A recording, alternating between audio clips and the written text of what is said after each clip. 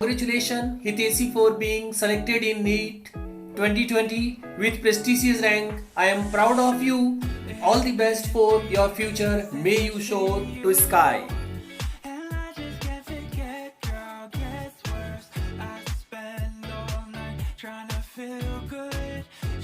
Yes, students, welcome in chemistry शिक्षा class.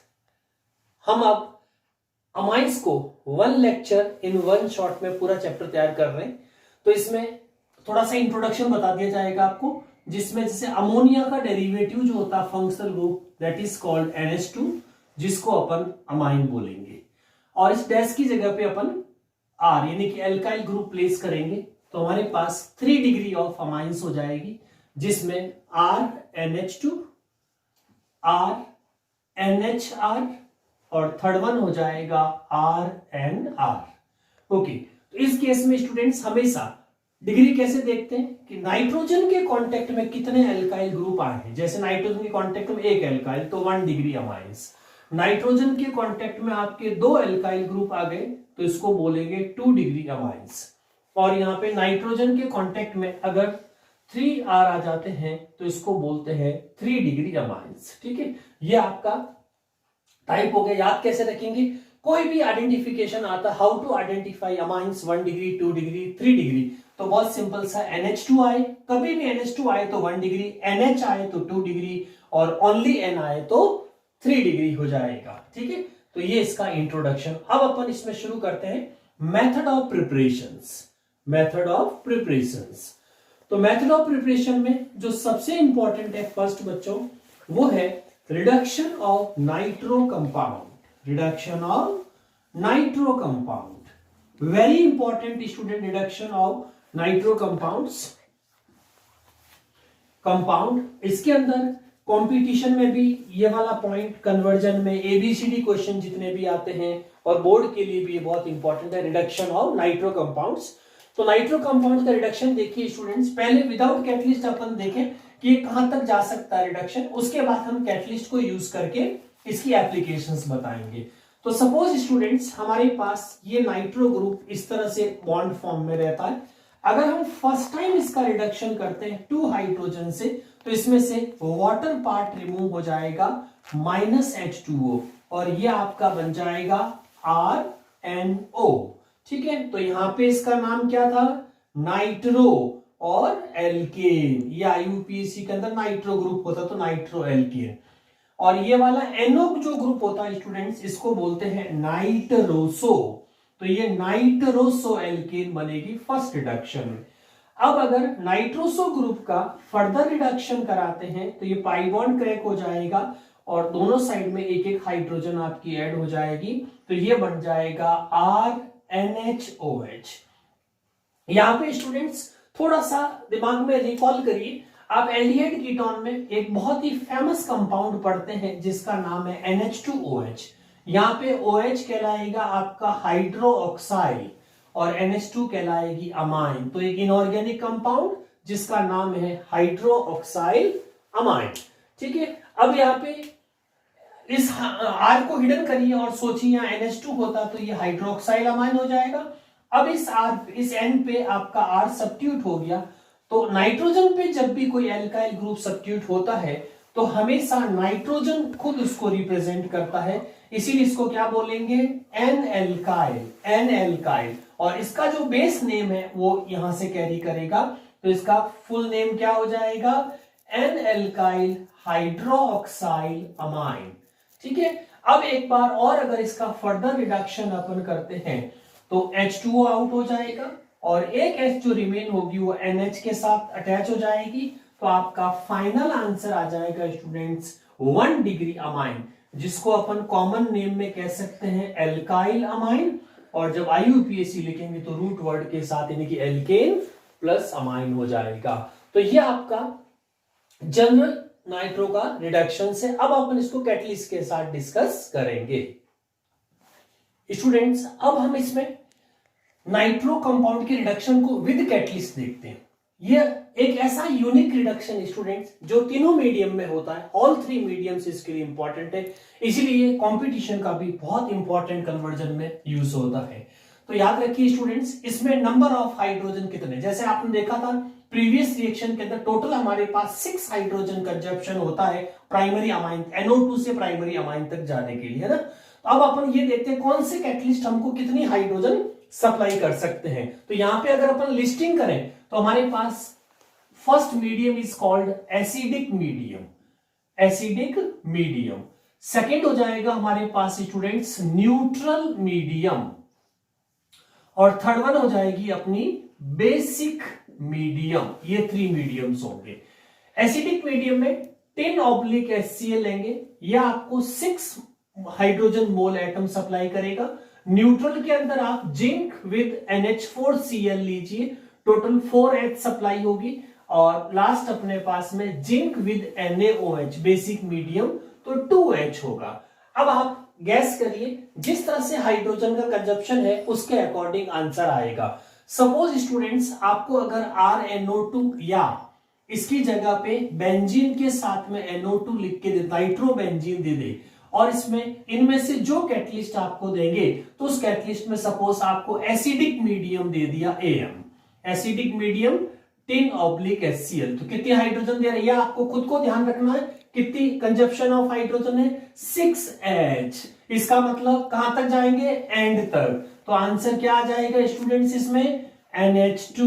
तो यानी कि जितनी स्टेप हमने जनरल रिडक्शन में देखी थी 2H, इससे नाइट्रोसो आया, फिर 2H लिए तो आपका एल्काइल हाइड्रोक्साइल अमाइन आया, और फिर 2H लिए तो आपका देखा इस प्रीवियस रिएक्शन के अंदर वो हमारा प्राइमरी अमाइंस। और अगर ओपन चेन है तो वो एलिफेटिक अमाइंस बन जाएगी। तो ये होगा, तो देखिए मीडियम वाइज ध्यान रखना है। इसी जगह पे अगर हमारे पास में NO2 और मान लीजिए न्यूट्रल मीडियम आ जाता है स्टूडेंट्स, तो न्यूट्रल मीडियम के केस में क्या करेंगे, ये आपका कैटलिस्ट होगा Zn/NH4Cl, और इसमें आपका कितनी नंबर ऑफ हाइड्रोजन सप्लाई हो रही है 4H, यानी कि सेकेंड स्टेप एंड प्रोडक्ट हो जाएगा।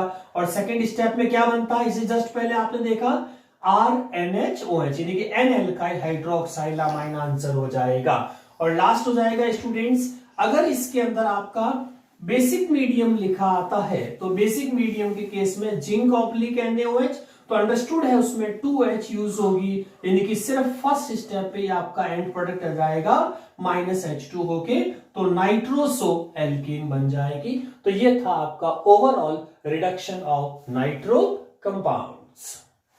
अब अपन मेथड नंबर 2 की बात करते हैं स्टूडेंट्स, और मेथड नंबर 2 का नाम है ammonolysis of alkyl halide, ammonolysis of alkyl halide. Alkyl halide means RX, ठीक है, X की वैल्यू ClBrI, और अमोनोलाइसिस जब भी लिखा है students means reaction with NH3, reaction with NH3।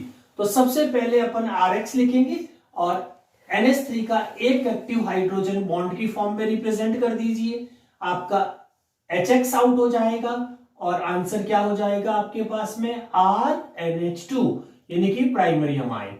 अब स्टूडेंट्स इसी प्राइमरी अमाइन को एक्सेस ऑफ RX के साथ रिएक्ट कराएंगे, तो इसको यहां पे रिवर्स लिख दीजिए, एक एक्टिव हाइड्रोजन को वापस बॉन्ड की फॉर्म में इस 1 डिग्री का, तो फिर से कंटिन्यू हीट करेंगे तो आपका HX आउट हो जाएगा, और आंसर क्या आ जाएगा RNHR, यानी कि 2 डिग्री हो जाएगा। ठीक है, फिर से वही एक्सेस ऑफ RX कंटिन्यू चलेगा, और ये जो 2 डिग्री है इसके एक्टिव हाइड्रोजन को आगे लिख दीजिए बच्चों, और ये RR। ठीक है, तो फिर से एक बार HX, तो हीट करेंगे HX, और ये आ जाएगी आपकी RNR, यानी कि 3 डिग्री अमाइन। लेकिन इसके बाद भी ये क्वाटरनरी सॉल्ट तक जा सकता है, क्योंकि इसके पास में लॉन पेयर प्रेजेंट है।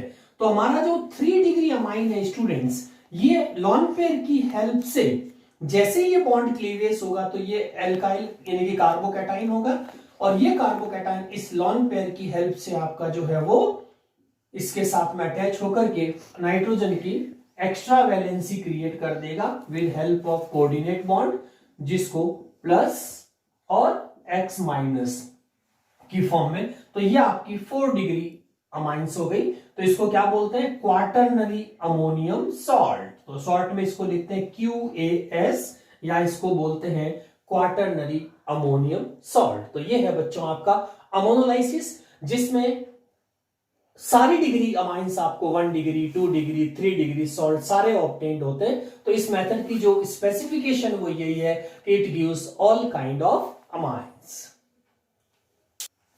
नेक्स्ट है स्टूडेंट्स रिडक्शन ऑफ अमाइड, यानी कि अमाइड फंक्शनल ग्रुप के रिडक्शन से भी अपन को अमाइंस ऑब्टेन हो सकती है। अमाइड फंक्शनल ग्रुप का मतलब CONH2 that is called amide functional group, और R यहां पे कार्बन चेन हो जाएगी तो R C double bond NH2, yes polar bond है, तो इसीलिए यहां पे रिडक्शन जो होगा वो लिथियम एल्यूमिनियम हाइड्राइड एड कैटलिस्ट ले लेंगे, और टोटल H आपके पास में कितनी है स्टूडेंट्स 4 सप्लाई होगी 4H, जिसमें से 2H तो आपका H2O की फॉर्म में निकल जाएगा और 2 ये वैलेंसी जो खाली हो रही उस पे यूज हो जाएगी, तो ये RCH2NH2, तो ये हमारे पास 1 डिग्री, तो अमाइड के रिडक्शन से 1 डिग्री अमाइंस ऑब्टेन्ड होती है।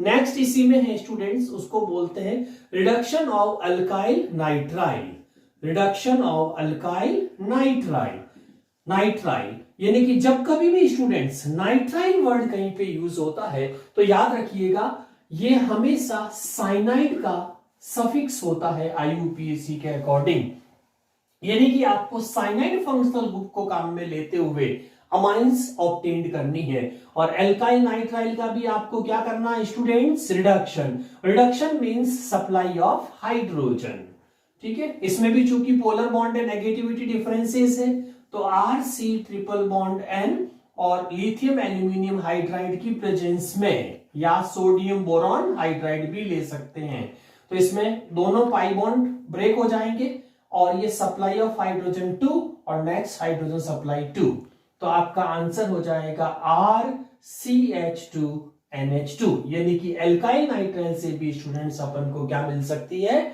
1 degree amines. Yes next reaction student scientific name पे very important, that is called Gabriel, okay Gabriel phthalimide reduction, Gabriel phthalimide reduction. Reaction से पहले स्टूडेंट्स मैं आपको कुछ कंपाउंड्स बताता हूं, वो कंपाउंड्स याद रखिए बहुत ही इंपॉर्टेंट है, वो कंपाउंड्स या साइड में लिख रहा हूं।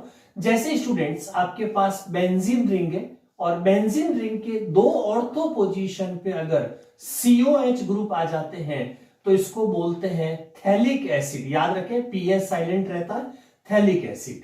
अब इसको आप थोड़ा सा हीट करेंगे तो इसमें से वाटर निकल जाएगा, तो ये स्पीसीज बनेगी COCOO, इसको बोलते हैं स्टूडेंट्स थैलिक एनहाइड्राइड, क्या बोलेंगे थैलिक एनहाइड्राइड। इसी तरह से स्टूडेंट्स अगर बेंजीन के 2 ऑर्थो पोजीशन पे 2 अमाइड ग्रुप प्लेस कर दिए जाए तो इसको क्या बोलेंगे थैलामाइड, ओके थैलामाइड, ध्यान दीजिए थैलामाइड। और जैसे थैले को अपन अमोनिया गैस निकाल दें यानी कि थोड़ा सा पिचका दें तो उसमें से छोटी बन जाएगी थैलीमाइड, तो यानी कि इसमें से अमोनिया गैस अगर निकाल देंगे तो साइज छोटा हो जाएगा रिंग का, and that is called phthalimide. तो अपन को अभी थैलीमाइड यूज करना है, इसीलिए इस स्ट्रक्चर पे ध्यान दीजिए students, we are using phthalimide. तो अगर आप कभी थैलीमाइड डायरेक्ट याद नहीं रख पाए तो थैलामाइड याद रख लीजिए, उसमें से अमोनिया निकाल दीजिए आपको थैलीमाइड मिल जाएगा। अब देखो ये तो साइंटिफिक नेम हो गया, आपको कहां से स्टार्ट करना है थैलीमाइड से। तो थैलीमाइड का स्ट्रक्चर सबसे पहले ड्रॉ कर दीजिए, बेंजीन ऑर्थो पोजीशन पे 2 आपके C डबल बॉन्ड हो और ये आपका NH ग्रुप आ गया।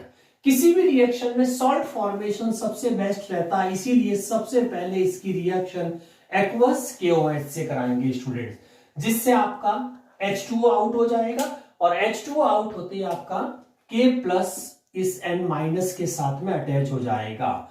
तो नेक्स्ट स्ट्रक्चर स्टूडेंट्स आपके पास क्या बन गया CO और N- और K किस में आ गया प्लस। पहले इसका नाम क्या था सोचिए, पहले इसका नाम क्या था थैलीमाइड। अब इसमें चूंकि पोटेशियम एंटर हो गया तो नाम क्या पड़ जाएगा पोटेशियम थैलीमाइड, ठीक है। अब पोटेशियम थैलीमाइड की रिएक्शंस अपन कराएंगे RX से, ठीक है RX यानी कि एल्काइल हैलाइड। तो इसका क्लीवेज इस तरह से होगा नेगेटिविटी बेस्ड, तो इसमें से स्टूडेंट्स K प्लस और X माइनस आउट हो जाएगी, ये R आपका नाइट्रोजन के साथ में कोवेलेंट बॉन्ड बना देगा, तो CO CO और उसके बाद में आपका N और ये कोवेलेंट बॉन्ड आ गया R। अब देखो यहां पे जो इंपॉर्टेंट चीज है कि NR हमारे पास में आ गया, तो इसको प्राइमरी अमीन बनने में और क्या चाहिए, 2 हाइड्रोजन और चाहिए, यानी कि ये बॉन्ड यहां से क्लीवियस हो जाए और नाइट्रोजन का अगर 2 हाइड्रोजन ऑब्टेन हो जाती है तो ये आपका प्राइमरी अमाइंस बन जाएगा। तो यहां पे स्टूडेंट्स अपन क्या करेंगे, हाइड्रोलाइसिस कर देंगे विद 2 मोल ऑफ H2O। तो यहां पे देखो OH तो इसको मिल जाएगा, H उधर हो जाएगा, दूसरे मोल का OH इसको मिल जाएगा, तो ये जो आपका बन गया students with help of this mole that is primary amines 1 degree. और साथ में आपका बाई प्रोडक्ट में क्या निकला, याद करिए, ऐसा स्ट्रक्चर मैंने साइड में आपको सिखाया है, CO और क्या लग गया OH, तो इसको क्या बोलोगे, थैलिक एसिड। तो ये बाई प्रोडक्ट में आपका थैलिक एसिड जो साइड में लिखा हुआ है। अब यहां पे ध्यान से सुनिए स्टूडेंट्स, 2-3 चीजें बहुत इंपॉर्टेंट इस रिएक्शन के लिए। पहला है स्टूडेंट्स, नोट में लिख दीजिए इसको, वेरी इंपॉर्टेंट, और ये जेई में भी, नीट में भी आई हुई कई बार रिएक्शन ABCD क्वेश्चन की फॉर्म के अंदर, तो याद रखिए नोट में सबसे पहले ये रिएक्शन सिर्फ एंड सिर्फ एलिफेटिक प्राइमरी अमाइंस बना सकती है। तो ध्यान रखिएगा students, aliphatic primary amines means सिर्फ आपकी एरोमेटिक नहीं, बेंजीन वाली नहीं बनेगी, सिर्फ ओपन चेन या आपकी साइक्लिक बट नॉट एरोमेटिक जो होगी वो क्रिएट होगी, यानी एलिफेटिक प्राइमरी अमाइंस बनेगी। तो दूसरा इस मेथड की क्या खास बात है कि इस मेथड से आप एनिलिन नहीं बना सकते, यानी कि बेंजीन पे NH2 जो होता है जिसको अपन भी प्राइमरी अमाइंस बोलते हैं, बट वो इसमें पहले से बल्कि ग्रुप्स होते हैं, स्टेरिक हिंड्रेंस की वजह से वो इसमें मेथड में क्रिएट नहीं होगा। तो ये सिर्फ एंड सिर्फ एलिफेटिक अमाइंस के लिए होगी। दूसरी चीज, चूंकि इसका जो बाई प्रोडक्ट होता है स्टूडेंट्स, ये वापस रिसाइकल हो जाता है। रिसाइकल में अगर इसकी रिएक्शन जैसे आप हीट करेंगे इसको तो एनहाइड्राइड आ जाएगा, और एनहाइड्राइड की जब आप अमोनिया से रिएक्शन करेंगे तो आपको थैलीमाइड मिलके वापस से रिसाइकल में, इसीलिए इंडस्ट्रियल मेथड भी है प्राइमरी अमाइंस ऑब्टेन करने का। अब स्टूडेंट्स जब ये कंपटीशन में क्वेश्चन आता तो इतना पाथ पॉसिबल नहीं हो पाता, तो यहाँ पे सीधा क्या करते हैं स्टूडेंट, जैसे ये आपके पास में थैलीमाइड है, ठीक है, तो वो क्या करेंगे, थैलीमाइड लिख देंगे आपके पास में सीधा सीधा पहले कि ये आपका कोई पर्टिकुलर कंपाउंड है, तो ये थैलीमाइड। फिर बाद में क्या करते हैं स्टूडेंट्स, एरो के ऊपर ऐसे नंबर 1, तो इसको लिख देते हैं, पहले इसकी रिएक्शन एक्वस के OH से हुई, फिर यहाँ पे लिख देते हैं नंबर 2, फिर इसकी रिएक्शन RX से हुई, और नंबर 3 पे आपने क्या कराया, हाइड्रोलाइसिस। तो यहाँ सारी स्टेप मिल जाएगी आपको, और यहाँ ऐसे ये जेई में ऐसे आया हुआ था नीट वगैरह में, तो इसमें व्हाट इज ए, तो यहाँ पे ध्यान रखना स्टूडेंट, ए जो है वो कौन है, तो फाइनल प्रोडक्ट ए, और इसमें ध्यान रखना हमेशा मेजर प्रोडक्ट की ही बात होती, जब भी कोई ABCD क्वेश्चन आता है स्टूडेंट्स तो हमेशा मेजर प्रोडक्ट के रेस्पेक्ट में ही होता है। इसीलिए आपको इससे पहले 1 से रिएक्शन, फिर 2 से, फिर 3 से, और फिर उससे जो प्रोडक्ट आएगा वो आपका फाइनल आंसर। तो ऑप्शंस के अंदर आप primary amine, aliphatic primary amine tick करेंगे, तो ये इसमें याद रखना है, Gabriel phthalimide reaction. Next reaction है बच्चों Hofmann, Hofmann bromide, Hofmann bromide degradation reaction, degradation reaction, इससे भी अपन अमाइंस बना सकते हैं, हाफमान ब्रोमाइड डिग्रेडेशन रिएक्शन, जिसको शॉर्ट में हाफमान ब्रोमाइड डिग्रेडेशन रिएक्शंस बोल सकते हैं। देखो स्टूडेंट्स, हाफमान साइंटिस्ट का नाम हो गया, ब्रोम और अमाइड, आप कुछ तो बिल्कुल नाम में ही बहुत सारी चीजें लिखी हुई है, तो आप थोड़ा सा आइडिया लगाएंगे तो आपको याद हो जाएगा। तो यहाँ पे अमाइड वर्ड आया, तो अभी आपने देखा था पहले वाली अमाइड का मतलब क्या हुआ, CONH2 ओपन चेन, या कोई एरोमेटिक बेंजीन भी हो सकती है, ठीक है। अब उसको ब्रोम के साथ, ब्रोम के साथ का मतलब ब्रोमीन से रिएक्शन करानी है, तो ये Br2 ले लिया। अब डिग्रेडेशन जो होता है वो बेसिक मीडियम में होगा, और बेसिक मीडियम के लिए अपन एक्वस KOH या NaOH ले सकते हैं, इन दोनों में से कोई भी। और इसके जो मोल लेने हैं स्टूडेंट्स वो आपके 4 मोल होने चाहिए। टोटल नंबर ऑफ मोल कितने लेने हैं, 4 मोल, यानी कि 4 KOH ऐसे प्लेस कर देंगे। अब देखिए स्टूडेंट, इसमें जो सबसे इंपॉर्टेंट चीज है डिग्रेड, ये वर्ड और भी इंडिकेट, डिग्रेड का मतलब होता है कि कार्बन नंबर कम हो जाएंगे ब्रेक डाउन होने के बाद। तो यहाँ पे जो ये आपका CO बॉन्ड है ये पूरा का पूरा डिग्रेड हो जाएगा इसमें से, और ये जिस फॉर्म में निकलता उसको बोलते हैं K2 - K2CO3। ये हमेशा परमानेंट याद रखेंगे कि इसको किस फॉर्म में हम आउट कर रहे हैं। तो यहां से दो तो निकल जाएंगे बच्चों 2KBr, और दो आप इसमें से H2O निकाल दीजिए। अब आप देखिए रिमेन क्या बचा, दिस O, तो ये बन गया आपका K2, ठीक है, C, K2CO, और दो यहां पे O है तो ये 3 हो गया, तो K2CO3 बस। और उसके बाद यहां से R, ये सीधा इससे कनेक्ट होकर के आपकी प्राइमरी अमाइन एलिफेटिक, और इससे कनेक्ट होगा तो प्राइमरी अमाइन एरोमेटिक। तो अपन अगर आंसर को लिखें इसमें, तो आंसर में क्या मिला अपन को, कंटिन्यूटी बाद या तो मिलेगा प्राइमरी अमाइन एलिफेटिक, या अगर आपके पास बेंजीन है तो उसको अपन AR लिख सकते हैं। तो ये आपकी प्राइम एरोमेटिक अमाइन से देखिए एनिलीन, जिसको अपन कह सकते हैं, अगर बेंजीन हो तो ये एनिलीन हो जाएगी, ठीक है। और ये कौन सी बनेगी, अगर आपने R लिया है तो ये आपकी एलिफेटिक अमाइंस बन जाएगी, ठीक है। और बाई प्रोडक्ट में आपके 2KBr हो जाएंगे, 2KBr और 2H2O, और एक सबसे इंपॉर्टेंट है वो K2CO3 कार्बोनेट सॉल्ट निकल जाएगा पोटेशियम का। अब इसके नोट में बहुत सारी चीजें ध्यान रखिए, इस रिएक्शन की क्या खास बात है। पहली चीज, ये रिएक्शन भी सिर्फ एंड सिर्फ प्राइमरी अमाइंस बनाती है, यानी कि गैब्रियल थैलिमाइड की तरह ये भी प्राइमरी अमाइंस ही देती है, लेकिन 2 डिग्री 3 डिग्री गैब्रियल भी नहीं बनाती, 2 डिग्री 3 डिग्री ये भी नहीं बनाएगी। लेकिन गैब्रियल सिर्फ एलिफेटिक अमाइंस के लिए होती है, जबकि यहां पे हमको थोड़ा सा ऑप्शन मिल जाता है कि ये एलिफेटिक और एरोमेटिक यानी कि RNH2 और दोनों ही प्राइमरी अमाइंस बना सकती है, जबकि गैब्रियल में एरोमेटिक अमाइन की एनिलीन नहीं बनाया जा सकता। तो ये इसमें एक एडवांटेज हो जाएगा कि दोनों टाइप की प्राइमरी अमाइन, और डिसएडवांटेज में क्या होगा कि 2 डिग्री और 3 डिग्री अमाइंस हमको नहीं मिलेगी। एक और खास बात स्टूडेंट्स, चूंकि इसमें एक कार्बन, जितनी अमाइड में कार्बन होते हैं उसमें से हमेशा आपका जो प्रोडक्ट मिलेगा प्राइमरी अमाइंस, उसमें N-1 एक कार्बन जो बाई प्रोडक्ट में चला गया कार्बोनेट की फॉर्म में, वो लेस हो जाएगा। इसीलिए हमें जो 1 डिग्री अमाइंस मिलेगी स्टूडेंट्स, वो हमेशा डिसेंडिंग ऑर्डर वाली मिलेगी, यानी कि एक कम वाली मिलेगी। अब इसका अपन को ध्यान रखना होगा स्टूडेंट, जैसे एग्जाम में आपको ऐसे पूछ लिया जाता है कि आपको अगर CH3CH2 एंड NH2 यानी कि इथेन अमाइन अगर ऑब्टेन करना है हाफमान ब्रोमाइड से इथेन अमाइन, तो आप इसमें कौन सा अमाइड यूज करेंगे। तो अपन को पता है स्टूडेंट्स, हाफमान ब्रोमाइड में क्या होता है कि एक N-1 कार्बन होता है। तो जब भी आप इसका रिवर्स क्वेश्चन आए और आपसे रिएक्टेंट पूछ ले, तो आपने आउट क्या किया था, CO कहां अटैच्ड होता है, NH2 के पास में। तो आप क्या करेंगे, रफली इसमें इधर सोच लीजिए कि NH2 का CO यहां पे लगेगा, यानी कि आपको सीधा सीधा आंसर मिल गया डबल बॉन्ड O NH2। जो चीज आपने आउट की थी वो वापस ऐड कर दीजिए, तो आपको प्रोडक्ट के रेस्पेक्ट में आपको रिएक्टेंट पता लग जाएगा, यानी कि इस तरफ आते हो वापस N+1 ध्यान रखना है। इसीलिए आंसर ऑप्शन जब होगा कोई भी कॉम्पिटिशन के अंदर, तो आंसर हमेशा क्या आएगा, इथेन अमाइन लाना है तो आपको प्रोपेन अमाइड यूज करनी होगी, 1 2 3, तो प्रोपेन अमाइड यूज करनी पड़ेगी। तो ये था बच्चों आपका हाफमान ब्रोमाइड डिग्रेडेशन रिएक्शन। तो ये थी method of preparation of amines. Next अपन शुरू करते हैं students. Now chemical reaction of amines.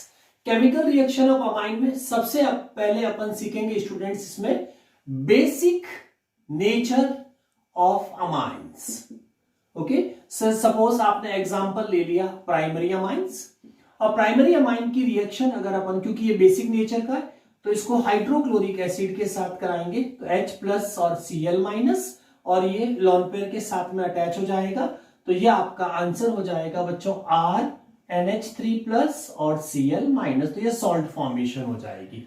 इसी तरह से अगर अपन एनिलीन एग्जांपल लेते हैं R, इसमें ArNH2 एनिलीन। इसकी रिएक्शन भी अगर एरोमेटिक फॉर्म में हाइड्रोक्लोरिक एसिड से कराएंगे तो ये एरोमेटिक सॉल्ट भी बन जाएगा आपका RNH3 और Cl-। तो ये आपके अमाइंस की बेसिक नेचर को प्रूव करता है।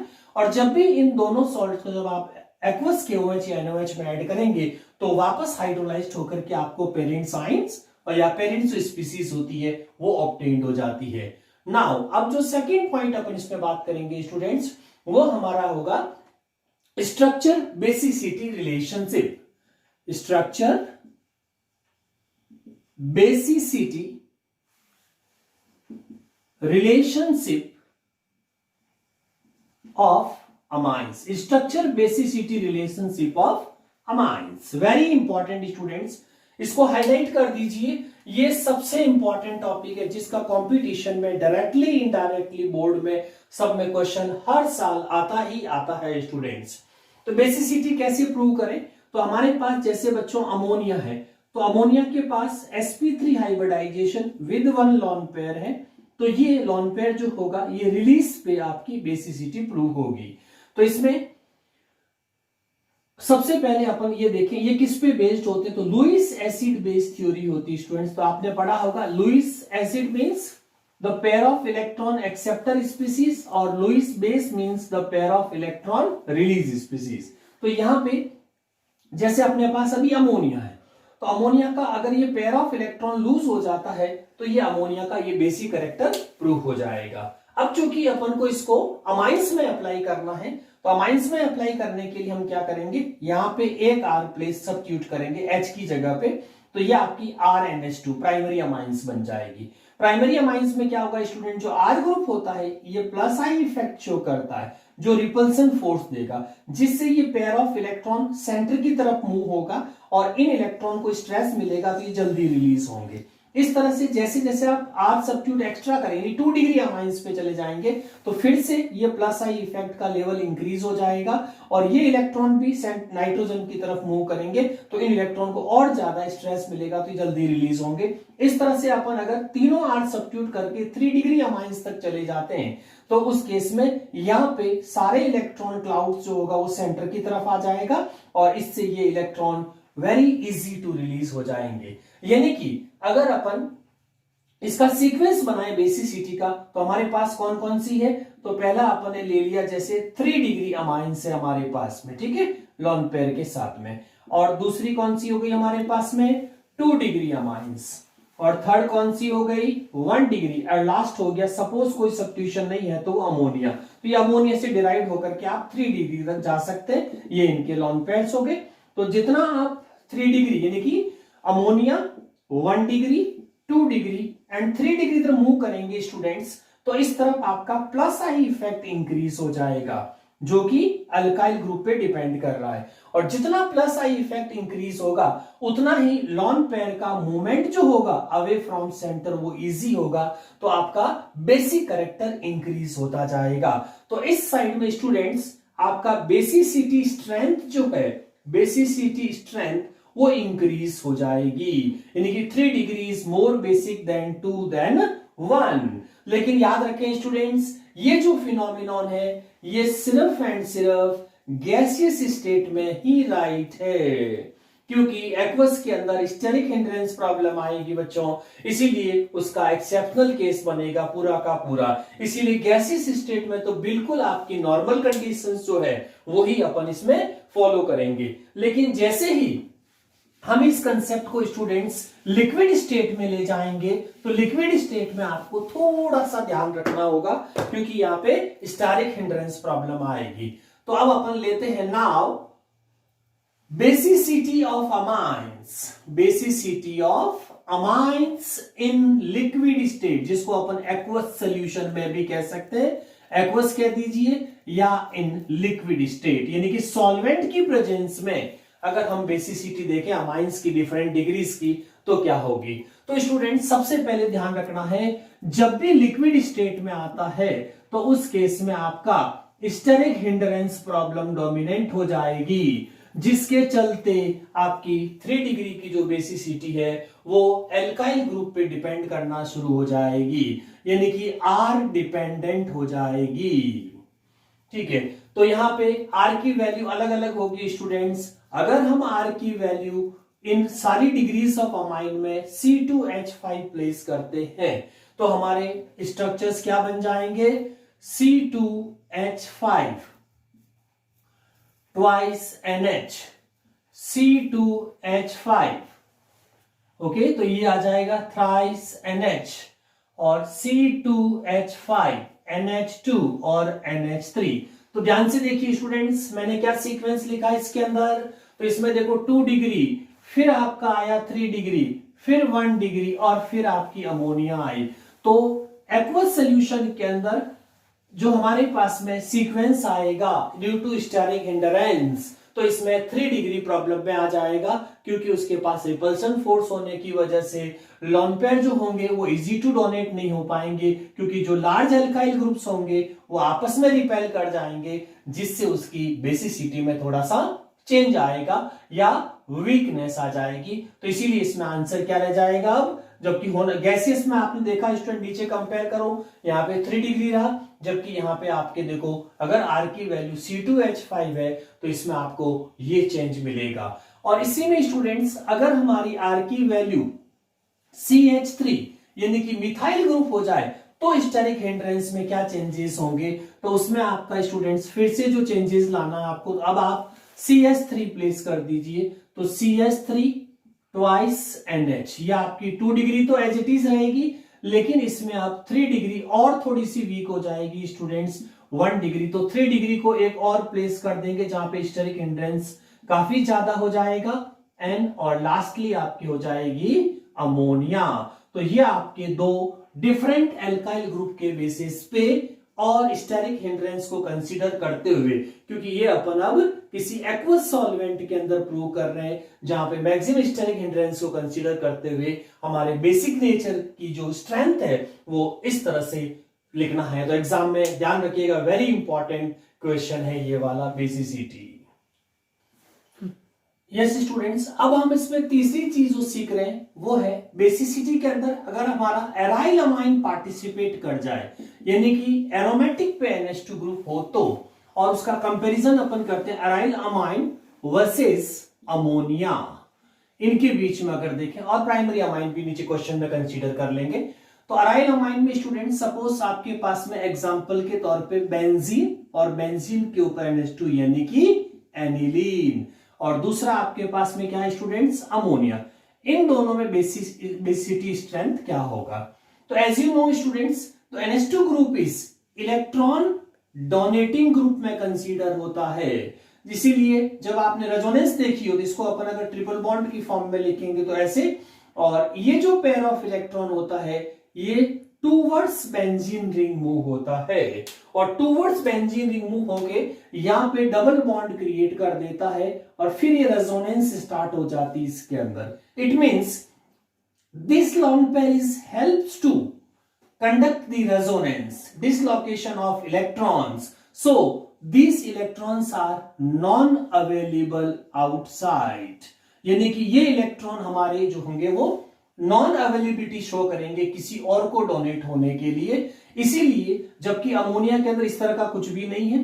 तो हमारा जो एरोमेटिक अमाइंस होती है students, mostly they are weakest base, ये वीकेस्ट बेस कहलाते हैं क्योंकि इनके जो इलेक्ट्रॉन्स होते हैं वो नॉन अवेलेबिलिटी शो करते हैं। So our ammonia is more basic than aniline. अब स्टूडेंट्स अगर हम कोई प्राइमरी अमाइन का भी मान लीजिए अपन इसमें कंसीडर कर ले, तो प्राइमरी अमाइन इसके अंदर कोई स्टेरिक हिंड्रेंस नहीं है, चाहे गैसियस है या लिक्विड है, तो अगर इसमें R भी आ जाए तो RNH2 यानी कि एलिफेटिक अमाइंस जो होगी वो बेटर बेसिसिटी शो करेगी देन अमोनिया और देन एराइल अमाइंस। तो ये सीक्वेंस आपका इसके अंदर रहेगा।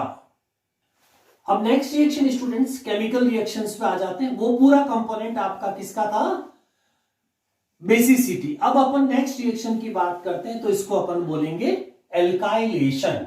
तो एल्काइलेशन में स्टूडेंट्स रिएक्शंस विद RX, क्योंकि इसके पास एल्काइल ग्रुप होता है तो ये एल्काइल ग्रुप हमारे रिएक्शंस का पार्ट बनेगा, so it is called alkylation. और मोस्टली रिएक्शंस के अंदर स्टूडेंट अपन प्राइमरी अमाइंस, क्योंकि उसके पास एक्टिव हाइड्रोजन ज्यादा है और लो मोलर मास भी है तो हाई रिएक्टिविटी शो करेगा, तो ये आपके पास में एक एक्टिव हाइड्रोजन लिख दिया, और इसके रेस्पेक्ट में आप इसको रिवर्स लिख देंगे XR, ओके। और इस रिएक्शंस पे करेंगे तो आपका एक्टिव हाइड्रोजन विद HX जो होगा वो आउट हो जाएगा, और आपका आंसर बन जाएगा 2 डिग्री अमाइंस। तो आपने लिया क्या था 1 डिग्री अमाइंस, XR से कराएंगे तो ये आपकी 2 डिग्री। अब आगे अगर आप स्टूडेंट्स इसको एक्सेस अमाउंट में RX से कराते हैं तो आपकी 3 डिग्री अमाइंस, उससे भी ज्यादा अगर आप RX एक्सेस में लेते हैं तो ये क्वाटरनरी अमोनियम सॉल्ट तक चला जाएगा, जैसा कि हमने मेथड ऑफ प्रिपरेशन में देखा था। फाइनली जब अपन ने अमोनोलाइसिस किया था तो उसमें भी हमारे पास में क्वाटरनरी अमोनियम सॉल्ट फॉर्मेशन तक आया था। तो इस तरह से अपन एल्काइलेशन को प्रूव कर सकते हैं। इसी तरह से स्टूडेंट्स हमारी जो नेक्स्ट रिएक्शन होगी उसको अपन बोलते हैं एसाइलेशन ऑफ अमाइंस। तो एसाइलेशन का मतलब होगा, एसाइल ग्रुप किसके लिए होता है RCOX, और X की वैल्यू अपन Cl लेते तो RCOCl। तो ये हमारे पास में जब भी हम किसी एसाइल हैलाइड ग्रुप के साथ में कोई रिएक्शंस कराते हैं तो उसको अपन एसाइलेशन बोलेंगे।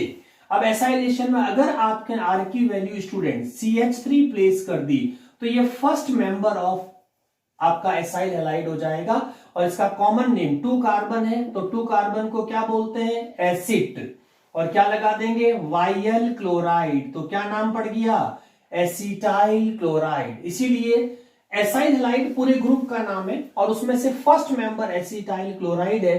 तो अगर आप इस मेंबर को यूज करते हैं तो इस रिएक्शन को अपन एसिटाइलेशन कहेंगे स्टूडेंट्स, एसिटाइलेशन। यानी कि अब हमारे पास अगर प्राइमरी अमाइंस के अंदर RNH2 ये आपका एक्टिव हाइड्रोजन, और इसकी रिएक्शन किससे करा ले फर्स्ट मेंबर, तो इसको रिवर्स लिख दीजिए ऐसे C डबल बॉन्ड CH3, ठीक है। एक्टिव हाइड्रोजन का Cl के साथ बॉन्डिंग कर दीजिए तो आपका आंसर क्या आ जाएगा RNH, यहां से RNH और उधर क्या रह जाएगा C डबल बॉन्ड CH3। अब नॉमेनक्लेचर में ध्यान रखिए स्टूडेंट्स, नाइट्रोजन पे कोई भी सब्स्टिट्यूएंट आता है तो नाइट्रोजन खुद उसका रिप्रेजेंटेटिव होगा, तो ये बनेगा N एल्काइल।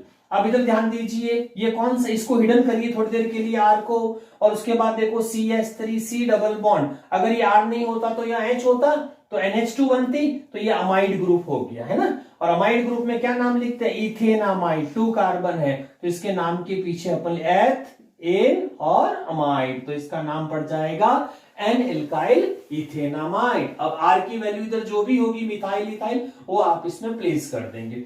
अब स्टूडेंट्स अगर ये सेम रिएक्शन अपन किसी बेंजोइल क्लोराइड से कराएं, जैसे एरोमेटिक ले लें इसके अंदर अपन, तो इसमें आपने जैसे सपोज बेंजीन लिया और बेंजीन के ऊपर C डबल बॉन्ड Cl ले लिया, तो याद रखिए जैसे स्टूडेंट्स आपने एसिटाइल क्लोराइड से जब इस रिएक्शन को कराया तो इस फिनोमिनन को आपने क्या नाम दिया था एसिटाइलेशन। तो अगर मैं इसको बेंजोइल क्लोराइड से कराता हूं स्टूडेंट्स तो इसमें भी इसी तरह से आपका HX निकल जाएगा, तो इस फिनोमिनन को बोलेंगे बेंजोइलेशन, क्योंकि आपने रिएक्शन किससे कराई बेंजोइल क्लोराइड से। तो आपका आंसर क्या आ जाएगा इसके अंदर RNH और C डबल बॉन्ड, और ये आपकी बेंजीन मैंने साइड में लिख दी, ठीक है। वही सेम तरीका स्टूडेंट्स, ये नाइट्रोजन के ऊपर R सब्स्टिट्यूट है तो इसको आप क्या बोलोगे N एल्काइल, नाइट्रोजन खुद रिप्रेजेंटेटिव होगा। और अगर थोड़ी देर के लिए R को हिडन करो और यहाँ H लगा के देखो NH2 बन जाएगा, तो ये क्या कहलाएगा बेंजीन पे CONH2 को क्या बोलते हैं बेंजामाइड। तो इसमें से ये तो आपका सब्स्टिट्यूएंट आ गया और पीछे उस एरोमेटिक स्पीसीज का नाम क्या रहेगा बेंजामाइड, तो N एल्काइल बेंजामाइड इसका नाम हो जाएगा। नेक्स्ट अपन रिएक्शन लेते हैं स्टूडेंट्स अब carbylamine, okay, carbyl amine reaction. Very important कर दीजिए स्टूडेंट्स इसको, सुपर डुपर इंपॉर्टेंट रिएक्शन में आती कार्बाइलामाइन रिएक्शन, जिसका दूसरा नाम है आइसोसाइनाइड टेस्ट। आइसोसाइनाइड टेस्ट के नाम से भी फेमस है स्टूडेंट्स, क्योंकि ये 1 डिग्री अमाइंस को आइडेंटिफिकेशन टेस्ट के रूप में भी काम में लिया जाता है, आइडेंटिफिकेशन टेस्ट, इसीलिए बहुत इंपॉर्टेंट है। सबसे पहली चीज स्टूडेंट इसमें ये सीखें कि आप ये कैसे पता करें कि कौन सा फंक्शनल ग्रुप है। तो कार्बाइलामाइन जो होता है स्टूडेंट्स, ये हमेशा आइसोसाइनाइड का फॉर्मल आईयूपीएसी में इसका ये नाम होता है आइसोसाइनाइड का। जैसे अपन इन जनरल नाइट्राइल कहते हैं तो मतलब साइनाइड आएगा, तो कार्बाइलामाइन जहां पे भी आएगा स्टूडेंट्स, इसका मतलब वहां पे आइसोसाइनाइड फंक्शनल ग्रुप्स की बात हो रही है। तो अपन प्राइमरी अमाइन से कैसे आइसोसाइनाइड बना सकते हैं, तो याद रखिए स्टूडेंट्स, सबसे पहले कोई भी प्राइमरी अमाइंस हो सकती है, वो ले लीजिए, ठीक है। और इसकी रिएक्शन आप कराएंगे स्टूडेंट्स क्लोरोफॉर्म से, तो क्लोरोफॉर्म में इस तरह से उसको स्ट्रक्चर वाइज लिख दीजिए। और मीडियम जो आपको लेना है स्टूडेंट्स, वो लेना है basic medium, that can be NaOH और KOH, इनमें से कोई भी हो सकती है। तो सिंपल सा, सबसे पहले 3NaCl इसमें से आउट कर दीजिए। अब हमारे पास ध्यान से देखिए स्टूडेंट्स, यहां पे 2H और ये आपके पास टोटल 3H, तो 3H के साथ 3OH, तो क्या हो जाएगा 3H2O। तो फाइनली देखिए ध्यान से, क्या क्या रिमेन्स बचा, सिर्फ यहां से C रिमेन्स बचा, यहां क्या रिमेन्स बचा N, तो RNC, तो इसका स्ट्रक्चर आ जाएगा RNC। तो ये आपका आ गया कार्बाइलामाइन, एल्काइल कार्बाइलामाइन ग्रुप्स आ गया। और बाई प्रोडक्ट में क्या निकल गया स्टूडेंट्स, 3 तो आपके हो गए NaCl और 3OH के साथ में ये देखिए 3 हाइड्रोजन, तो ये आपका हो जाएगा बच्चों 3H2O। इस रिएक्शन की कुछ खास बातें ध्यान से सुन लीजिए।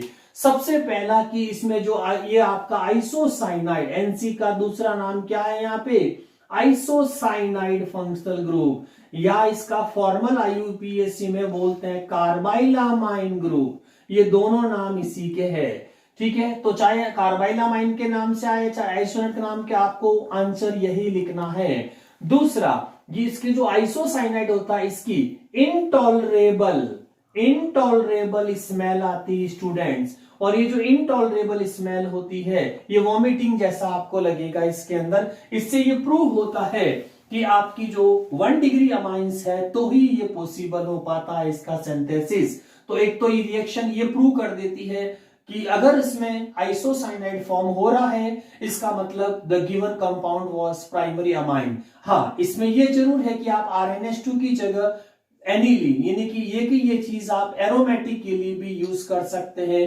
बस स्ट्रक्चर में यहाँ पे आपका बेंजीन आ जाएगा। ये कंपोनेंट बेसिक मीडियम वही रहेगा, क्लोरोफॉर्म कंपोनेंट इसका वही रहेगा। तो और दूसरी चीज, ये क्लोरोफॉर्म की प्योरिटी को भी शो करता है। जब तक आपकी क्लोरोफॉर्म 100% प्योर नहीं होगी स्टूडेंट, तब तक वो इससे रिएक्ट करके कभी भी आइसोसाइनाइड नहीं बनाएगी। तो ये क्लोरोफॉर्म का भी एक तरह से आइडेंटिफिकेशन टेस्ट है। जैसे आप हेलो एल्केन हेलो एल्केन्स में पढ़ते हैं कि अगर क्लोरोफॉर्म ऑक्सीडाइज्ड हो गई तो उसमें फॉस्जीन गैस बन जाती है ना, और फॉस्जीन गैस इंप्योरिटी होने पर ये रिएक्शंस की रेट काफी स्लो हो जाती है और नई फॉर्म भी होता है। इसीलिए क्लोरोफॉर्म भी प्योरिटी चेक भी इसी से हो सकती है, और प्राइमरी अमाइन का आइडेंटिफिकेशन भी इस टेस्ट से हो सकता है। इसीलिए ये टेस्ट बहुत फेमस है, का इसका नाम है कार्बाइलामाइन रिएक्शंस कह सकते हैं, या इसका नाम है आइसोसाइनाइड टेस्ट। इसी के नीचे स्टूडेंट्स अब मैं नेक्स्ट रिएक्शंस ले रहा हूं, वो आपकी है reaction with nitrous acid. Reactions with night, जल्दी से सोचिए नाइट्रस एसिड का क्या फॉर्मूला हो सकता है स्टूडेंट्स। 2-3 बातें फिर से ध्यान रखनी है। नाइट्रस एसिड का जो फॉर्मूला होता है वो आपका होता है बच्चों HNO2, है ना।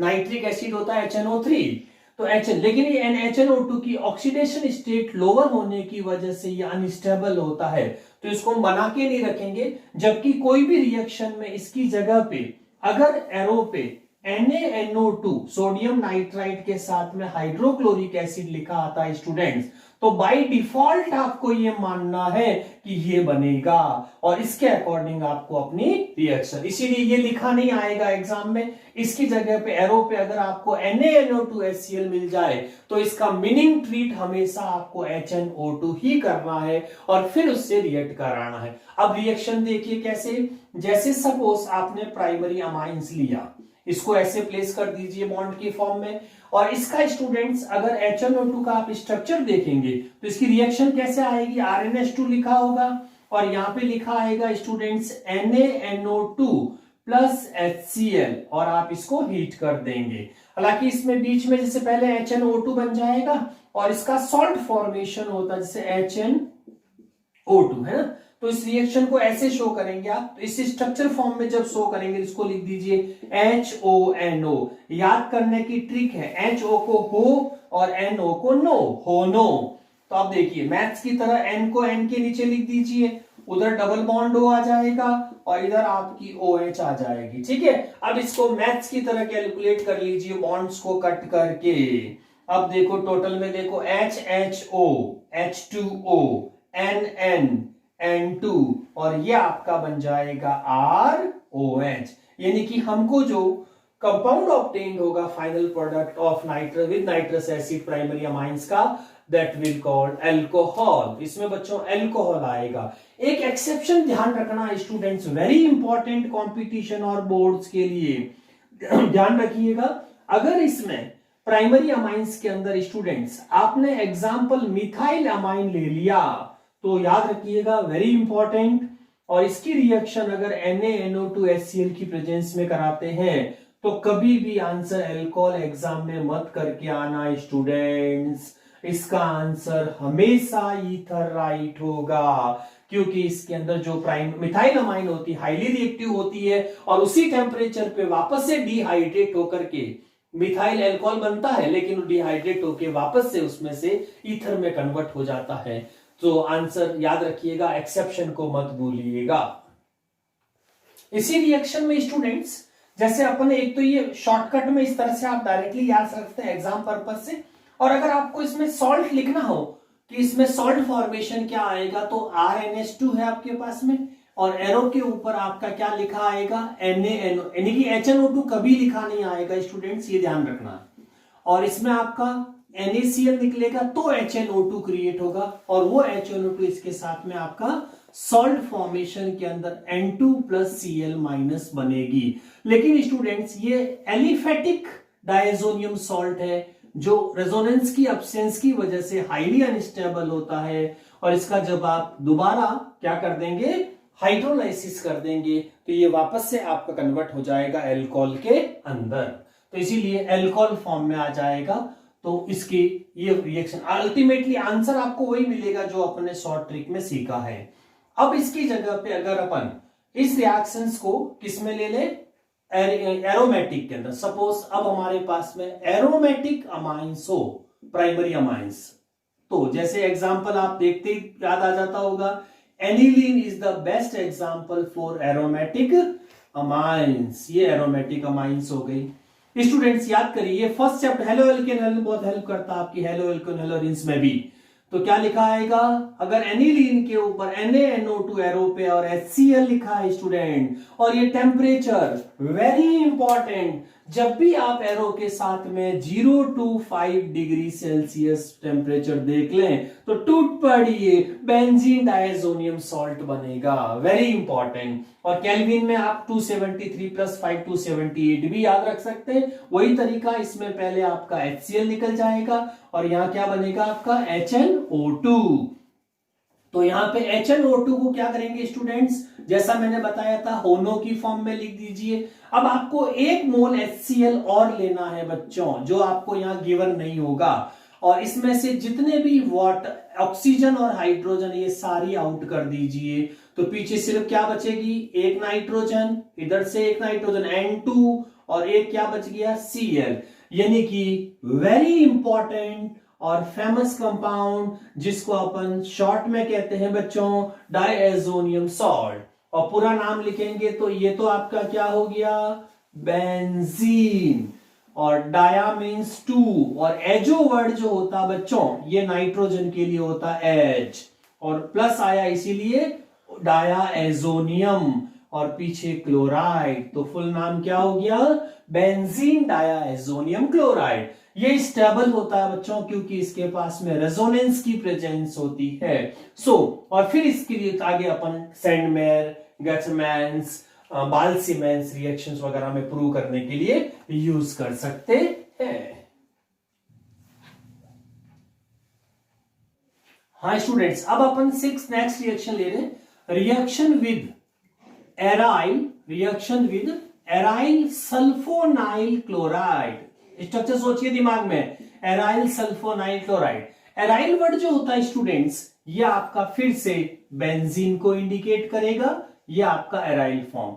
फिर क्या लिखा, सल्फोनाइल, तो SO2 और साथ में Cl, तो इसको बोलते हैं एराइल सल्फोनाइल क्लोराइड। इसको साइंटिफिक रिएजेंट के नाम से, साइंटिस्ट के नाम से भी जाना जाता है, हिंसबर्ग्स रिएजेंट के नाम से भी, इस नाम से भी ये फेमस है।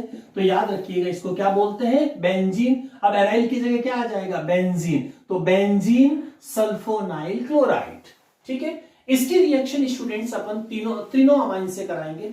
जैसे हमारे पास में ये तो हो गया आपका प्राइमरी अमाइंस, और ये आपके पास में 2 R प्लेस करते ये हो जाएगी सेकेंडरी अमाइंस, और थर्ड तो इससे रिएक्शन ही नहीं करेगा क्योंकि इसके पास में एक्टिव हाइड्रोजन नहीं है, अब्सेंस ऑफ हाइड्रोजन।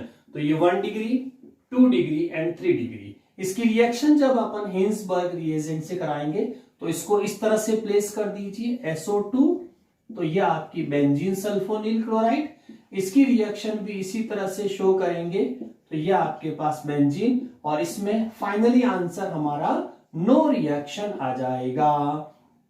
तो इसमें देखिए स्टूडेंट, प्राइमरी के अंदर अगर इसमें से HCl आउट हो जाता है हीटिंग के दौरान, तो अपना आंसर क्या आ जाएगा, RNH, ओके, SO2, और आपकी बेंजीन बन जाएगी। अब स्टूडेंट्स नॉमेनक्लेचर बहुत इजी सा है। ऊपर देखिए, यहां पे बेंजीन के ऊपर जैसे आपका CONH2 ग्रुप होता है, तो अपन इसको क्या बोलते हैं, बेंजामाइड, अमाइड ग्रुप लगाते हैं। इसी तरह से स्टूडेंट्स, अगर कार्बन की जगह सल्फर की वैलेंसी 6 होती है, तो ये 2 ऑक्सीजन लेके चलेगा, तो SO2NH2, तो इसको बोलते हैं स्टूडेंट्स बेंजीन सल्फोना। जैसे अमाइड ग्रुप होता है वैसे सल्फोनामाइड ग्रुप भी होता है, तो इसको क्या बोलेंगे, बेंजीन सल्फोनामाइड। तो आप ध्यान से देखिए, अगर इसका आपको नाम लिखना हो तो इसमें R को थोड़ी देर के लिए हिडन करिए, तो R को हिडन करके यहाँ H एज्यूम कर लो, तो कौन सा नाम आ जाएगा, बेंजीन सल्फोनामाइड। और यहाँ R होगा तो मैंने कहा था नाइट्रोजन पे कोई भी R होगा तो वो सब्स्टिट्यूएंट कंसीडर होगा, तो N एल्काइल, ठीक है। और ये क्या कहलाएगा, बेंजीन सल्फोनामाइड। तो बैक में आप लिख दीजिए बेंजीन सल्फोनामाइड, बेंजीन सल्फोनामाइड लिख दीजिए। और इसी तरह से सेकंड को जब लेंगे तो 2 R हो जाएंगे आपके पास में, SO2 और NH2, ठीक है, ये आपके 2 R। इसमें क्या हो जाएगा, अगर ये दोनों R सेम है तो N, डाई एल्काइल हो जाएगी आपकी, और बाकी नाम वही रहेगा जो इसका सब्स्टिट्यूट, बेंजीन सल्फोनामाइड। अब देखिए स्टूडेंट्स, इसमें एक सॉल्युबिलिटी का भी इंपॉर्टेंस है, ध्यान रखिए। जैसे ही प्राइमरी अमाइंस आपकी जो होती है, अगर वो एक H माइनस HH की फॉर्म में निकाल भी देती है HCl पे, तो भी उसके पास H एग्जिस्ट करता है, जिस वजह से ये वापस से आपकी सॉल्युबिलिटी, क्योंकि जो ये H होता है ये हाईली एसिडिक होता है students, due to presence of that sulfonyl group, इसीलिए ये वापस से आपकी वाटर के अंदर सॉल्युबिलिटी शो कर देगी, तो गुड सॉल्युबिलिटी शो करेगी। सेकंड में आपका अब सॉल्युबिलिटी कम हो जाएगी या बिल्कुल नेग्लिजिबल रहेगी, क्योंकि इसके पास में एक्टिव हाइड्रोजन नहीं है, तो इसकी लेस सॉल्युबिलिटी या नो सॉल्युबिलिटी कह सकते हैं। और थर्ड में तो आपकी रिएक्शन ही नहीं हुई है, इसीलिए ये जो reaction with aryl sulfonyl chloride students, this method is also used to differentiate 1 degree, 2 degree and 3 degree amines. तो इसमें अंडरस्टूड। तो आपकी जो इसमें ध्यान रखना है स्टूडेंट्स की जो प्राइमरी अमाइंस होती है वो आगे जाकर के सॉल्युबिलिटी शो करती है, जिसमें आप कोई भी वाटर के साथ में अल्कली मीडिया बना सकते हैं, उसमें सॉल्युबल हो जाएगा। क्यों होगा, तो उसका रीजन क्या ध्यान रखना है, because of highly acidic nature of that H in presence of sulfonyl groups. और दूसरे वाले में चूंकि एब्सेंस ऑफ N हो जाएगा तो ये अल्कली मीडियम के अंदर इनसोल्यूबल हो जाएगी, और थर्ड जो रिएक्ट ही नहीं करेगा। तो हिंसबर्ग रिएजेंट की सिग्निफिकेंस क्या हुई, it is used to differentiate 1 degree, 2 degree and 3 degree amines. Yes students, in continuation of amines अब अपन जो ले रहे हैं next reaction, that is aromatic amines. Aromatic amines aliphatic से थोड़ा सा डिफरेंट होगा। जैसे एग्जांपल के तौर पे 1 डिग्री के अंदर अपने पास वेरी फेमस बेंजामाइन, या अपन इसको क्या बोलते हैं, aniline. Most of aromatic compound जितने भी होते हैं स्टूडेंट्स, उसमें एक कॉमन रिएक्शंस होती है, that is called electrophilic substitution reactions. उसके बाद में electrophilic substitution reaction on the basis of electron withdrawing group and donating group के बेसिस पे अपन इसको ऑर्थो, मेटा और पैरा में डिवाइड करते हैं। तो अगर अपन एनिलीन इनमें से कौन सा डायरेक्टिव होगा, तो ये अपन रेजोनेंस से प्रूव कर सकते हैं। तो हमारे पास जैसे ये एनिलीन है NH2, ओके। अब इनको बॉन्ड की फॉर्म में शो कर दीजिए 3 पाई बॉन्ड्स। ये जो NH2 ग्रुप है स्टूडेंट्स, ये इलेक्ट्रॉन डोनेटिंग ग्रुप होता है। इलेक्ट्रॉन डोनेटिंग ग्रुप मींस कि आपके जो पेयर ऑफ इलेक्ट्रॉन होगा वो टूवर्ड्स बेंजीन रिंग आएगा और ये पाई बॉन्ड ब्रेक होकर के आपके इलेक्ट्रॉन्स आउट आ जाएंगे। और इस तरह से रेजोनेंस में एरो प्ले करते हुए यहाँ डबल बॉन्ड NH2 क्रिएट हो जाएगा और ये आपके इलेक्ट्रॉन। अब ये जो फ्री इलेक्ट्रॉन से स्टूडेंट्स, ये यहाँ पे वापस इनसाइड बॉन्ड बनाएंगे तो नेक्स्ट बॉन्ड आपका ब्रेक हो जाएगा और इस तरह से नेक्स्ट रेजोनेटिंग स्ट्रक्चर जो आपके पास आएगा NH2 प्लस, ये बॉन्ड आ गया और ये इलेक्ट्रॉन फ्री होकर के आउट आ गए, ठीक है। फिर वापस ये इलेक्ट्रॉन यहाँ पे बॉन्ड बनाएंगे तो नेक्स्ट आपके पास में रेजोनेटिंग स्ट्रक्चर हो जाएगा NH2 प्लस और ये इलेक्ट्रॉन्स फ्री हो जाएंगे। और जब ये इलेक्ट्रॉन वापस बॉन्ड बनाएंगे तो आपके रिंग के जो पाई बॉन्ड वाले थे NH2 के, वो इलेक्ट्रॉन्स वापस फ्री हो जाएंगे, ठीक है। और इस बॉन्ड शिफ्टिंग हो जाएगी। अब इसमें से आप ध्यान से देखेंगे स्टूडेंट्स, ये आपका A स्ट्रक्चर ओरिजिनल और ये वापस आपका A स्ट्रक्चर। इन बिटवीन जो आपके पास में स्ट्रक्चर्स ऑब्टेन्ड हुए हैं, these are called resonating structure, resonating structure of aniline, okay. Aniline के इसमें आप ध्यान से देखेंगे, चूंकि हमने हेडिंग क्या लिखा, इलेक्ट्रोफिलिक सब्स्टिट्यूशन रिएक्शन, यानी कि एनिलीन पे कोई इलेक्ट्रोफाइल अटैक करेगा। अब वो इलेक्ट्रोफाइल जैसे नाइट्रेशन में आपका एग्जाम्पल के तौर पे NO2 हो सकता है।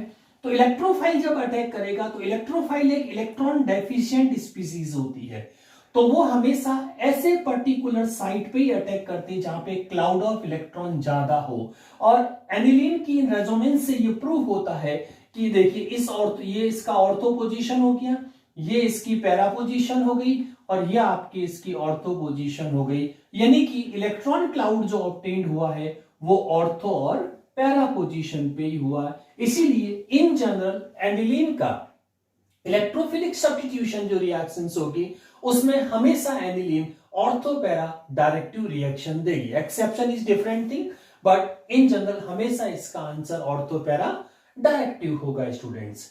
अब इसमें एग्जाम्पल अगर अपन लें तो सबसे पहले सपोज एनिलीन का अपन को ब्रोमिनेशन कराना है, तो अपन ब्रोमिनेशन वाला एग्जाम्पल लेते हैं। तो नंबर 1 रिएक्शन पे अपन लेते हैं ब्रोमिनेशन ऑफ एनिलीन, एनिलीन का ब्रोमिनेशन करते हैं।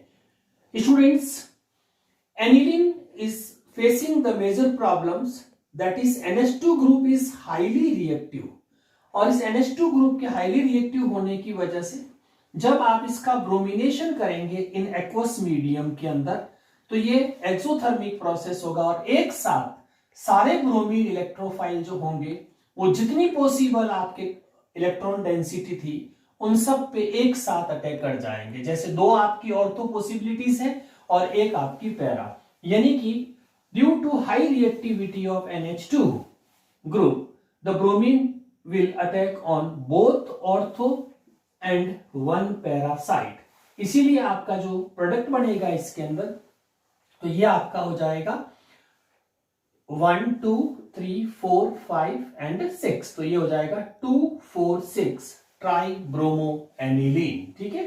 तो प्रोडक्ट में क्या आ जाएगा 2 4 6 ट्राई ब्रोमो एनिलीन, ये आंसर होगा। ध्यान रखिए, because of high reactivity of NH2 group, okay। now अब अगर ये ध्यान रखना ये एक्वस केस में ऐसा एक्सोथर्मिक प्रोसेस होगा। अब मान लीजिए आपको स्टूडेंट्स ऑर्थो पैरा डायरेक्टिव चाहिए, क्योंकि इन जनरल तो उसका ऑर्थो पैरा है, लेकिन ये हाई रिएक्टिविटी की वजह से इसमें प्रोडक्ट जो है वो 2 4 6 आया ब्रोमो वाला। अब स्टूडेंट्स अगर आपको ortho para bromo aniline product चाहिए तो उस केस में आपको इस NH2 ग्रुप को प्रोटेक्ट करना पड़ेगा, यानी कि इसकी रिएक्टिविटी थोड़ी सी डल या कम करनी होगी। तो इसके लिए हमें जो NH2 ग्रुप जो है उसका प्रोटेक्शन करना पड़ेगा, और प्रोटेक्शन से ही इसकी रिएक्शन। तो यहां पे अपन स्टेप यूज करेंगे जिसको बोलेंगे प्रोटेक्शन ऑफ NH2 ग्रुप। और NH2 ग्रुप का प्रोटेक्शन करने के लिए इस एक प्रोसेस किया जाता है जिसको बोलते हैं एसिटाइलेशन। रिमेंबर स्टूडेंट्स, CH3COCl जो होता है, इस कंपाउंड को आप बोलते हैं एसिटिल क्लोराइड, और एसिटिल क्लोराइड क्रिएट होगा तो उसको बोलते हैं एसिटाइलेशन।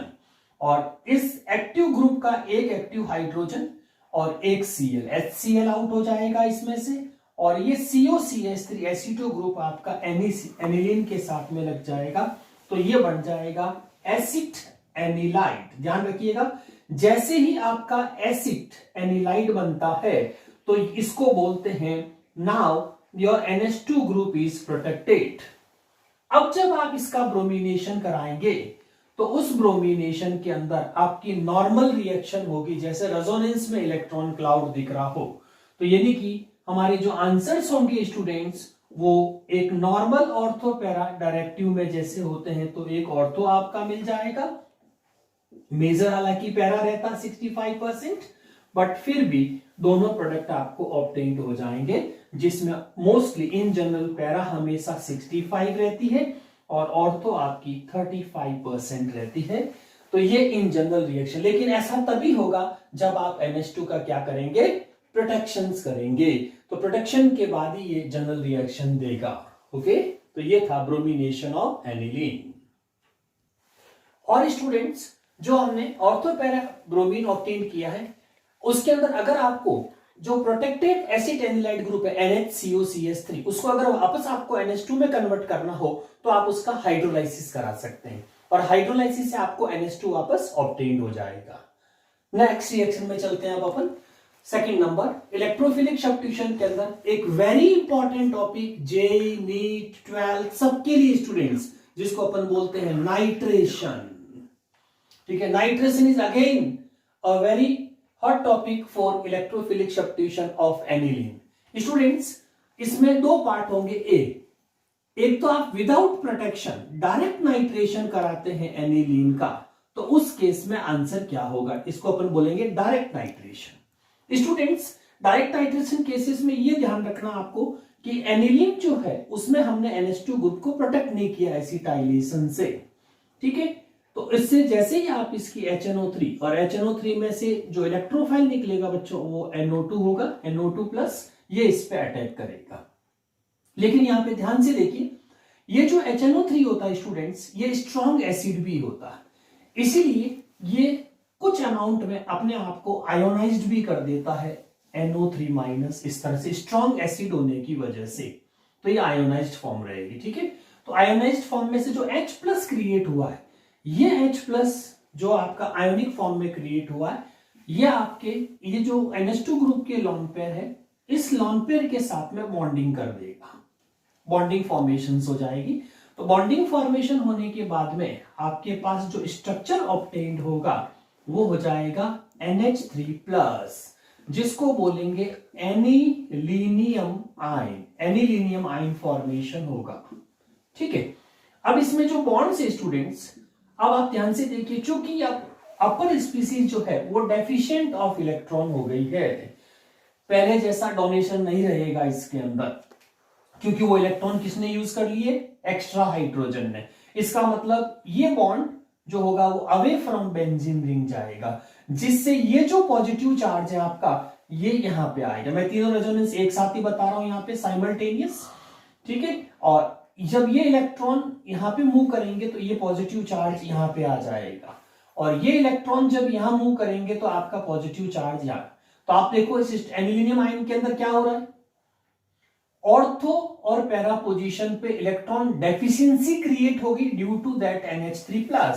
इसका मतलब इसके ऊपर जब कभी भी नाइट्रेशन होगा, नाइट्रोनियम आयन का अटैक होगा, तो वो अटैक सीधा सीधा आपकी मेटा पोजीशन पे ही होगा, क्योंकि प्लस प्लस पे तो अटैक नहीं कर सकता, तो मेटा पोजीशन पे होगा, यानी कि अब हमारे पास एनिलीन के अंदर जो मेजर प्रोडक्ट यानी कि मैक्सिमम प्रोडक्ट जो होगा वो मेटा हो जाएगा, जो बिल्कुल नहीं होना चाहिए था, और ये करीब करीब 47% ऑफ टोटल प्रोडक्ट का कवर कर देगा। साथ में दूसरे ऑर्थो पैरा भी बनेंगे, लेकिन उनका यील्ड जो होगा वो सिर्फ आपका पैरा का जरूर इसमें 51% रहता है, लेकिन ऑर्थो बच्चों इतना स्टेरिक हिंड्रेंस में आ जाता है कि यहाँ पे सिर्फ आपके पास 2% ही रह जाती है।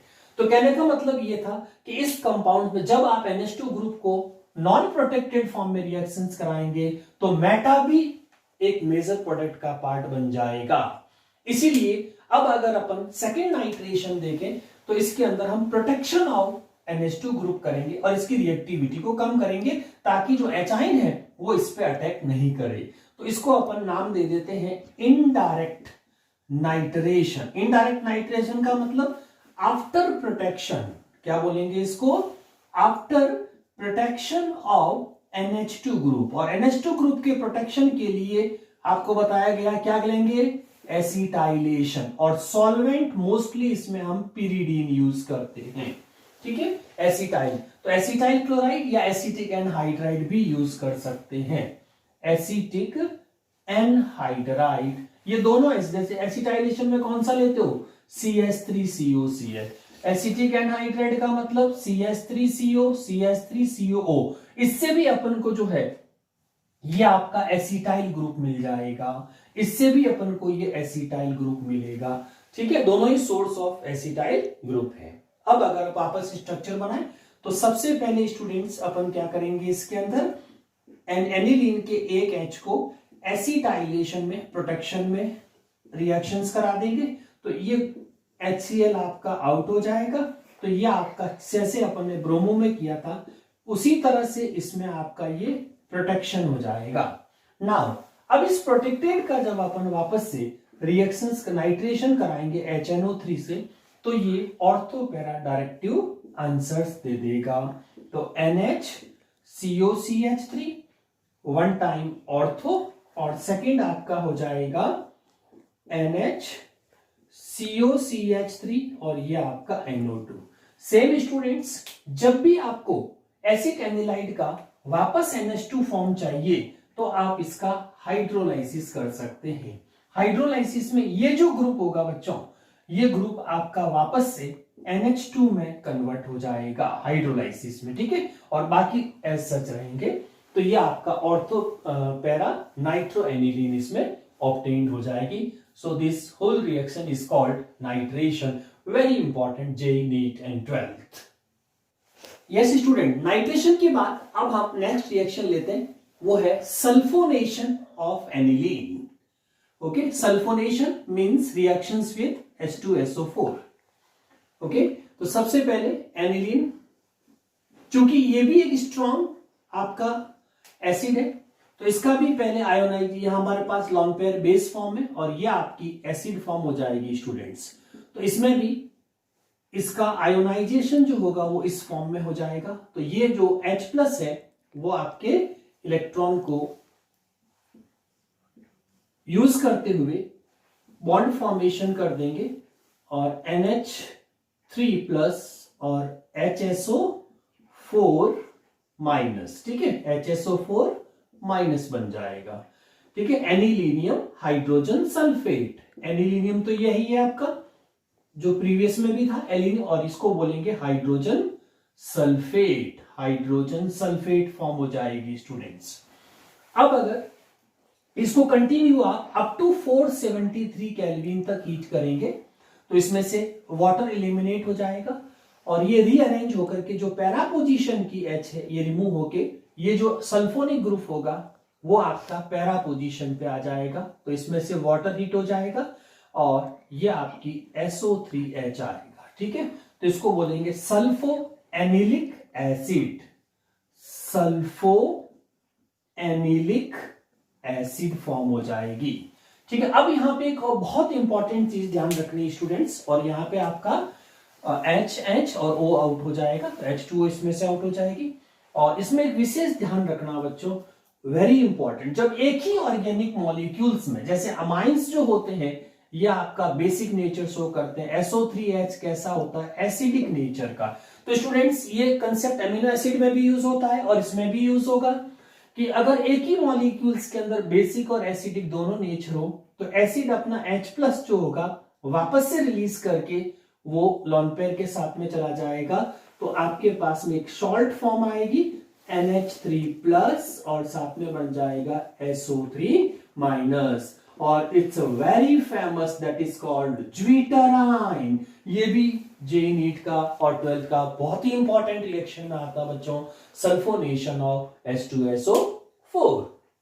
लास्टली स्टूडेंट्स एक डी रिएक्शन सोचते हैं, हालांकि वो पॉसिबल नहीं है लेकिन उसका रीजन हमें देना पड़ेगा। जैसे अपन अदर्स में फिनॉल में क्लोरोबेंजीन में अपन पढ़ते हैं कि फ्रिडल क्राफ्ट रिएक्शंस होनी चाहिए, तो इसमें भी हेडिंग अगर अपन लिखे फ्रिडल क्राफ्ट रिएक्शन और फिर इसमें देखें क्या ये पॉसिबल है या नहीं, फ्रिडल क्राफ्ट, तो सबसे पहले सीधा सीधा आंसर आ जाएगा कि इसमें फ्रिडल क्राफ्ट रिएक्शंस पॉसिबल नहीं है। और एक बहुत ही अच्छा क्वेश्चन, व्हाई एनिलीन, क्वेश्चन सीधा सीधा होगा बच्चों, why aniline can't show, why aniline can't show Friedel Crafts reaction, FCR Friedel Crafts reaction क्यों नहीं शो करती। तो स्टूडेंट्स आप अपने दिमाग में फ्रिडल क्राफ्ट रिएक्शंस को अल्कोहल, फिनॉल, जहां से भी आपने पढ़ा उसको फिनॉल में क्लोरोबेंजीन रिकॉल करिए। क्या कहती है फ्रिडल क्राफ्ट रिएक्शंस कि फ्रिडल क्राफ्ट रिएक्शन के अंदर आप जब भी करेंगे तो दो प्रोसेस यूज होते हैं, जिसमें एक को अपन क्या बोलते हैं एल्काइलेशन और दूसरे प्रोसेस को क्या बोलते हैं एसाइलेशन। तो एक तो आपका एल्काइलेशन हो गया बच्चों और दूसरा आपका कौन सा हो गया एसाइलेशन, ठीक है, ये दो प्रोसेस होते हैं। लेकिन यहां पे जो कैटलिस्ट है वो very important, that is anhydrous AlCl3। तो स्टूडेंट्स एनहाइड्रस AlCl3 के बारे में आपने सुना हो तो ये लुईस एसिड कहलाता है। तो यहां पे ये लुईस एसिड है और आपकी जो एनिलीन NH2 ग्रुप जो है बच्चों ये लुईस बेस है क्योंकि इसके पास लोन पेयर है, ठीक है, ये दोनों। और आप देखिए एसिड और बेस जब एक पर्टिकुलर प्लेस पे आ जाएंगे तो इट्स ऑब्वियस वहां पे सॉल्ट फॉर्मेशन हो जाएगा, ठीक है। तो यहां पे अपन रीजन क्या दे देंगे, दोनों रिएक्शंस नहीं होगी ड्यू टू, क्या लिखेंगे due to formation of, due to formation of salt in between aniline जिसका NH2 ग्रुप, ठीक है, एंड कैटलिस्ट कौन सा AlCl3, इन दोनों के बीच में सॉल्ट फॉर्मेशन हो जाएगा और सॉल्ट फॉर्मेशन होता है कैटलिस्ट की यूटिलिटी खत्म हो जाएगी तो आगे ये प्रोसेस हो ही नहीं पाएगा। और यही वजह है कि एनिलीन कभी भी फ्रिडल क्राफ्ट एल्काइलेशन शो नहीं करती स्टूडेंट्स। तो याद रखिएगा ये आपका पूरा कंप्लीट एक लेक्चर के अंदर कंप्लीट अमाइंस बच्चों, तो इसको रिवाइज करते रहिए, पढ़ते रहिए। Thank you.